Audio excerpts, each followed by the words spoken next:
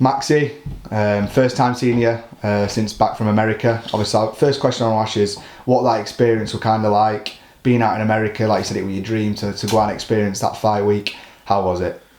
It was brilliant. You know, we had 2 weeks there. Finished my last week of training, which we did at the rival gym in Oklahoma City, and it were obviously the heat there was something else. You know, a cool day were 35 degrees. You know, and some days it were up at 42. And the gym that they had, it was a fantastic gym, and it were upstairs in like a warehouse with metal roof. So it were absolutely baking. So I finished my sparring in that heat. Great conditioning. And then fight week, the whole experience, working with Top Rank in ESPN, they do things slightly different to Matchroom, but you know, we treat well, and I just really enjoyed it. Yeah, brilliant. Enjoyed every minute of it. Obviously, like you said, you saw some of your mates going out, and I've seen a few videos they put together. Yeah. Your sponsors, DVG, Hunters. What was it like, obviously, coming back and seeing the videos they put together where they were going out, experiencing, obviously, Oklahoma, and then going to watch you fight? I bet that does kind of make you feel a little bit proud, obviously, seeing everyone else going to have the time of their lives and stuff like that, all because you're fighting. Yeah, it makes me feel proud that I've given this, you know, because of what I've done, I've given them some great memories, and getting videos off them, especially when they went to shooting range and to bull riding. You know, part of me was like, I wish I were with them coming to watch some fight so I can do all fun stuff they're doing. You know, and it was a shame the fight was Saturday, I had to go home Sunday morning. So yeah, I didn't get, you know, to have much time without any restrictions like the training and stuff. But yeah, it's other than the result, which obviously everybody knows how controversial it was and shocking it was. The whole experience was good. You know, I made sure that I enjoyed every day. It was honestly, it was like having an holiday. Other than the serious times when we needed to train, and obviously the fight and do us duties with fight week, like with Sean, Reese, Josh, Matt from Boxing Social and my team, Tommy and that. We had a proper laugh, some laughing every single day. It was funny, you know, and that's why, you know, such a brilliant team around me, to make me feel that relaxed and that comfortable and laugh. You know, we've got our own funny memories, some great videos, like, but yeah, we're a good trip. Just a quick one about the arena as well, because I know obviously I was watching the broadcast live and stuff like that, and it literally seemed like everyone that was there was for you. I know that you said that there weren't obviously loads and loads, I think there were about 30 that you said went out, but they made themselves well heard, didn't they, in the arena, to be fair? Oh, definitely, yeah, and I think I gained some support. We've been there 2 weeks before, you know, we hired a car, so we'll go in places every day, you know, going out to eat and finding stuff. Sean had to go to a dentist while we were there, and obviously with our accent it stands out like a sore thumb in Oklahoma. So everyone's just, the people there were so friendly, you know, they're like, oh, you know, what's your accent, where are you from, why are you here?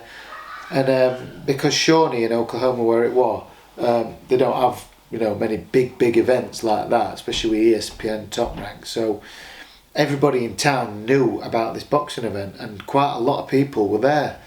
You know, everyone who we bumped into, like, oh yeah, we're going to that. So, you know, we maybe made a few fans, and especially what went down really well, we're wearing the cowboy hat, you know, embracing the locals, because there's quite a lot of ranchers and cowboys there. So I spent a lot of money, more than I thought. It was like I got a surprise at the checkout, so I picked this cowboy hat up and it said $64. I was like, oh yeah, sound. I said, oh, you know, guy in shop says, oh, I'll get your size. There were like stacks and stacks of these black cowboy hats. He's like looking at them all. Right here, I've got your size here. Tried it on. Yep, sound that, yeah. Got to till $160 odd. I was like, in my head, I was like, oh shit, that's more than I thought. But they were like, oh yeah, sound, there you go, lovely, there you go. But it went down well, people loved it. Everyone were like, oh, I love that art, that's great, it's a nice touch. So yeah, you know, in the arena, obviously the performance helped. the fans loved it. So yeah, you know, I think I'd say I definitely gained a lot more respect and more fans out there. Brilliant. Yeah, I know. I remember you telling me actually that you were thinking of going out in a cowboy hat. I didn't think you were actually going to do it. Yeah. On to the fight. I know obviously Kambosas. Obviously, I want to ask your quick question to you. Obviously, I know that you went into that fight confident that you were going to go and beat Kambosas. Were you surprised about how comfortable you felt, because it seemed like you were just in a constant, like, it seemed like you were in third gear for a lot of the fight and you didn't have to get out of third gear because you were that comfortable. Were you surprised about how comfortable you were dealing with Kambosas? No, not really, because like I've said in interviews before, this fight came about in February, so we've had pretty much, you know, near on 6 months thinking about him and practicing and working. So, you know, like they say, train hard, fight easy. It was literally that. I trained so hard and put so much into it that, you know, and I always said I've got his number, and I proved it, not to everybody, but the judges. So yeah, it's, you know, I wasn't surprised by anything. I'd visualised it and visualised many different scenarios. So there were nothing that were going to cause me any surprises on fight night. I was ready for out. Do you reckon it was the fact that obviously you were going to America, and the fact that, like I said, have you had a chance to watch the fight? Have you had a chance to watch the fight back at all, and obviously have a look at the rounds that you thought you won, etc.? Have you had a chance to watch it back or not? Yeah, I watched it back. Yeah. How did you kind of score it? Did you score it or not? Yeah, I scored it. Obviously, I believed I won on fight night, but watching it back, watched it with commentary, without commentary, and still the result should have been, you know, my hand raised. Like you said, Kambosas as well at the end of the fight, he was adamant that he won. Do you feel that's maybe... Do you reckon there is ever a chance that obviously George will want to run that back, because he's getting a lot of hammer obviously on social media and stuff like that? Obviously a lot of people said that you won. Do you reckon George will ever feel like he has to come and obviously avenge what people think he lost on the night? I'm hoping so, yeah. I spoke to him in ring after, and, you know, obviously it's heat of moment or adrenaline's, you know. So I said, you know, I wish you well in next fight for IBF. I said, you go and get that IBF title, and I'll come and fight you for it. And he said, yeah, of course. Which it were heat of moment, but I've seen him since say on Twitter to me and to other people that he's sure our paths will cross in future, which hopefully, you know, that does, you know, I get to wrong that right, and maybe it's a niggle at him, like you say, the comments that he's getting, the feedback that he's getting, it might just be enough to niggle away at him to say, I want to try and put that right as well. So we'll see. Obviously, it's early days. So yeah, we'll just have to see what happens. Obviously, some people would say it's a bump in the road, but is it a bump in the road really? Because the Maxi Hughes stock has risen massively, hasn't it? Really. Obviously, your name was trending on Twitter. Everyone was talking about your name in the boxing media. So you could say the Maxi Hughes train did have a little bump in the road, but it's actually steaming right ahead, isn't it? Really, because of your stocks risen massively. Like, there's so much opportunity. Respect, and like it's not. You know, the most important thing is it's not disheartening me. It's disheartening me, but not to the fact that I'm turning my back on boxing and going finger. I'm already been back in gym. I'm back training already. So it's made that fire in my belly to succeed and get to the top. All it's done, like I sat down with Sean and that, he says, all it's done is maybe delayed us a little bit to where we're going. You know, we're still climbing up that mountain. Not going to let that affect us. Like I told you earlier, we've sent a letter to IBF to tell them we want to appeal it. We'll see what comes of that. That's only early days, still waiting to hear back. But you know, the IBF, they won't overturn the decision, but what I'm hoping is they make me mandatory where I should be now. So we'll see. You know, I'm still confident that I'm going to get to where I need to go. You know, I've proved how good I am, proved I'm a world class fighter in one of the most red hot divisions in boxing at minute, the 135 pound division. So yeah, it's not bothered me in that sense. So I'm keep working hard, and I'll get there. just to play devil's advocate, obviously your stock has risen, but on the other hand, there's not many fighters now that I want to take that fight with you. Yeah, that is a good point. Yeah, you know, obviously I lost my IBO belt, which maybe was my bargaining chip. So yeah, after that performance, if they don't have to fight me, are they going to want to? But yeah, time will tell.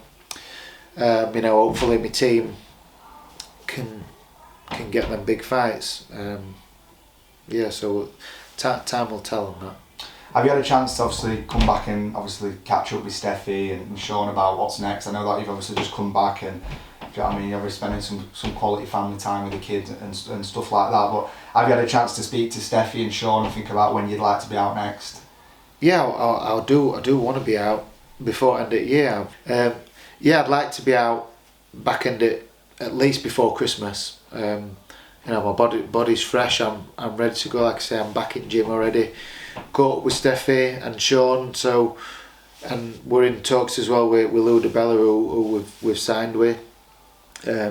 He's waiting for Lou to give us feedback. He's apparently had some conversations with some more people in America. So you know, we could be heading back out to America before Christmas, which, you know, will be, other than the judges, were, you know, I enjoyed it. So to do it again, maybe if before the fight I make enough noise about the judges, you know, surely they won't do it to me twice. You know, if I make enough noise about that, surely they can't go, oh well, we robbed him last time, we can't do it again. It's going to be a bit obvious. Was that ever in the back of your head going out to America? It's all about George Kambosas. Was that ever in the back of your head thinking, I've got to be thinking about maybe being robbed out there? Did that ever come across your mind, thinking they could do this? Like, especially in the 9th, 10th round when you were breezing away, did you ever think, right, this could end badly? No, I never let note like that. You know, I don't think like that before fights. You know, I truly fully focus on getting job done, which I showed I did. The only time I started getting a bad feeling were after the final bell and how long it would take in. The judges, I was like, surely they've already got the scores. They just need to give them, you know, total them up, give them to thingy. But whether they all, I don't know. I don't want to throw some serious. I don't know. Yeah, so I didn't let it bother me, and I won't let it bother me. You know, I can't think like that. I'll just, you know, what I thought was, I'm from UK, George is Australian, we're fighting in America, it's on neutral ground. George was the home promotional fighter, but yeah, I just thought I'm gonna win clear anyway. You know, I knew what I was gonna do, and I delivered. I went out and did it, but yeah, for some reason the judges, well, I'd love an explanation from judges to say why they did that, why they scored it like that. But yeah, I won't let it bother me in future, and I'll just carry on being me. Like I was saying as well about Kambosas, how would you kind of rank him against other opponents you've been in? I know you've been in some. Obviously, you've had toe to toe with Kid Galahad, had a very close fight, came out on the winning side in a very good fight. How would you kind of rank Kambosas against your likes of Kid Galahad and other people, Straffon, that you fought? How would you kind of rank him? Oh, he's obviously up there. Look at what he's achieved. You know, on paper, is the top guy, former undisputed champion. Kid Galahad again. It's hard to say. You know, different day I might be able to give you a different answer on that. But yeah, he's up there. Kid Galahad's up there with how awkward and how good he is at what he does. You know, he makes it hard in there. But you know, I found the answers, and Liam Walsh is up there probably with my toughest fight. You know, unfortunately, Liam's time when he was mandatory was against Gervonta Davis. You know, so any other opponent, I believe Liam would have been world champion. You know, he's someone who I've grown now to really get to know. We speak on phone and stuff, but he's probably up there as the best, I thought. I just want to ask you as well, Maxi, because I was reading something the other day where it said that a few years ago you lost the British title on a small world show, and now you go into America, and like I said, let's not mess about it, you did win. Yeah. How has this kind of jump happened? Because you're fighting former unified champion, undisputed in Kambosas, and then a few years back you were obviously on a small old show. Is it kind of a confidence thing when you got these few wins together and you're thinking, right, I can go in and beat anyone now? What was it kind of down to where you've had this massive rise? I get asked it a lot, and it's a mix of everything. Like a little bit of something that I get offended by, obviously because of them career losses. People say a lot, oh, you know, Maxi's done great, this and that, but you know, Maxi's a role model. If Maxi can do it, anybody can do it. That's not the case. I've got the ability, which not everyone has. I've got the grit, the determination, the resilience to come back after losses. You know, I believe I've got what it takes to be a champion, which I've shown. Not everyone's got that. It don't mean not everyone can try and be that. But I've got what it takes, and over the years, with all my experience, maturing in life, using these experience for the better to build into a better person. And as well, you know, I have to give Sean the credit. He's moving to Sean full-time trainer. Well, best thing I've done, you know, for that stage of my life. He's just got a way of bringing the best out of me. I've always had the ability and the talent, but where I used to struggle were I were able to always do it in sparring in the gym. I was never able to take it from gym and do it fight night. Whereas now, I'm taking what I do in the gym into the fight. And Sean's just got a way of bringing that out in me. And it's a mix of everything, my experience, everything. It all goes into one. Last couple, Maxi, because I know we've took up half your day now, haven't we? I know that Lou DiBella's got a couple of people on his roster that he might have mentioned to you, but because Sean Davis or any of them, would you kind of want to maybe fight any of them if they got put to you, or is that something maybe you'd skip by because of the level you're at now? Or yeah, obviously Keith Sean's hot prospect coming up. I feel I'm a couple of steps ahead. I certainly should be, because I've just beaten the former unified champ, and I should be mandatory, you know, and we'll see what comes of that with the IBF and the next fights. But yeah, I just want to fight the top guys, everybody who's above me. That's why I want to concentrate on trying to secure them fights, see how far I can go. See how far I can get and challenge myself and just be involved in big fights. You know, I'm 33 now. I'm feeling as good as I ever have, but I don't want to keep, you know, putting myself and putting my family through this boxing. You know, it's been 13 years as a professional now, so a couple more fights, a couple more big nights, big wins, and I'll be ready to wrap it up. There's you, Terry, Jace, probably missed someone, but all obviously flying the flag Doncaster. Like you said, it's not going to last forever, is it? No, yeah. I'm just thinking now, we've got to do something and get you around the table and talk about your career achievements and stuff like that, because you really have put Doncaster on the map, haven't you, with boxing, the amount of titles you've won and stuff like that. Could you look back as a Rosington lad, thinking, I've been to America, I've achieved the whole fight week, I've been there. How proud are you? Obviously, you've got to be proud, thinking what I've achieved so far in his career with some big fights left. Yeah, like I remember when I first turned pro, you know, only really ambition was to be British champion. You know, we used to hear about it. Oh, you know, only, you know, you world champions and your top guys who earn them good money and go to America, you can fit them in there. You know, and I used to think, oh, that'll never be me. You know, I didn't even aim to be that. I was just like, I just want to be British champion. But as time's gone on, I've obviously got better and changed my goals and ambitions to be one of them. You know, not just from Doncaster and, you know, the small village of Rosington. There's only a handful of people fighters from UK who get to go over there to be the top of the bill in a main event on a top ranking ESPN show in America. You know, and I put myself there. You know, and there's an even smaller list of people who's gone over there and won. You know, I know unofficially I should have won, you know, but I've come out of it still with loads of credit, but more hungry, and you know, I'm hopefully the team can deliver, and I'll be going over there and doing it again. You know, next time I'll just make sure that, you know, I don't come over there with nothing but my hand raised by the judges. Is that the plan then? The American dream's going to carry on going back to America? The Yorkshire flag's back in America again? I'd like to think, it could be anywhere, who knows? But yeah, I'm happy to go over there. I enjoyed it, and that's where the bigger fights are. That's where all the top guys are. So, I've put myself in their league. Brilliant. Cheers for your time, Maxi. Appreciate it as always, mate. I know you're a busy guy. I just had a look at the garden, so I think you are definitely a busy guy. Appreciate your time, mate. Cheers, Bill.